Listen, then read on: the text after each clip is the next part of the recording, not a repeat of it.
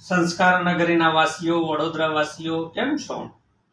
આજકાલ બહુ ગુસ્સામાં છો ને? ઘટના પણ એવી છે કે ગુસ્સો આવે, પણ ઘટનાની બીજી બાજુ પણ છે.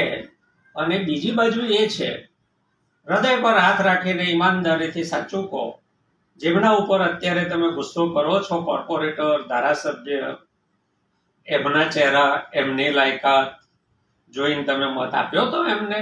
કે તમે મત કોને આપ્યો હતો? કોનો ચહેરો જોઈને મત આપ્યો હતો?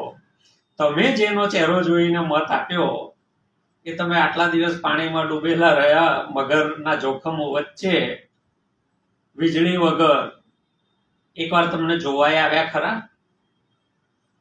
આપણે વર્ષો સુધી કમળ ખીલાવ્યું છે, તો કમળને ખીલવા માટેનો જે કાદવ જોઈએ એ કાદવ કોણ લાવ્યું, અથવા કોણે એ કાદવ ફેલાવ્યો ત્યારે આ કમળ ખીલ્યું? વિશ્વામિત્રી એક દિવસમાં નથી પૂરાઈ ગઈ, કે અગોરા મોલ એક દિવસમાં નથી બની ગયો, કે આડેધડ ટાઉન પ્લાનિંગ એક દિવસમાં નથી થઈ ગયું. હરણીની જે દુર્ઘટના ઘટી એની ભૂમિકા કઈ એક જ દિવસમાં નહોતી બંધાઈ. આ બધો કાદવ ચારે તરફ ફેલાવાઈ રહ્યો હતો, અને એ કોના દ્વારા? એમની મરજી વગર એક પાંદડું પણ ફરકતું નથી એવા જેમનો ચહેરો જોઈને તમે સૂત્ર આપતા હતા કે પહેલા મત પછી ખમણ. એટલે ચા પીવાની પણ વચ્ચે ગાળો રાખ્યા વગર આપણે ઉત્સાહભેર દોડીને મત આપવા ગયા હતા. એના બદલામાં કોઈ ખબર પૂછવા આવ્યું? તમે કોર્પોરેટરનો ચહેરો જોઈને કે લાયકાત જોઈને, તમે ધારાસભ્યનો ચહેરો કે લાયકાત જોઈને મત નથી આપ્યો. કાદવમાં ઉગેલા કમળને જોઈને તમે મત આપ્યો છે. વર્ષો સુધી તમે સાહેબને જોઈને મત આપ્યો છે. તમારે ગુસ્સો જો કરવો જ હોય, એ ગુસ્સો કરવાનો તમારો હક છે, અધિકાર છે. એ ગુસ્સો કોના ઉપર કરવો જોઈએ? જેનો ચહેરો જોઈને મત આપ્યા હોય.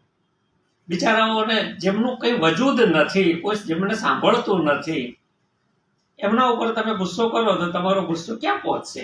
ક્યાંય નહીં પહોંચે. અને હા, પછી ચૂંટણી આવતા પહેલા એકવાર હિન્દુ મુસલમાન થઈ જશે એટલે આપણો ગુસ્સો ઠરી જશે.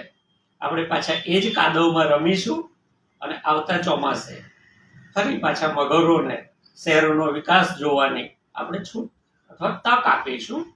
એટલે આપણે ક્યાં ઊભા છીએ અને શું કરવા જઈ રહ્યા છીએ એ આપણે જ ના વિચારવું જોઈએ? આપણે વિચારવું જોઈએ એવું મને લાગે છે. છતાં તમે તો સંસ્કાર નગરીના વાસીઓ છો, મારા કરતા વધારે દયા અને સમજો છો, ખૂબ હોશિયાર છો, વિચારજો.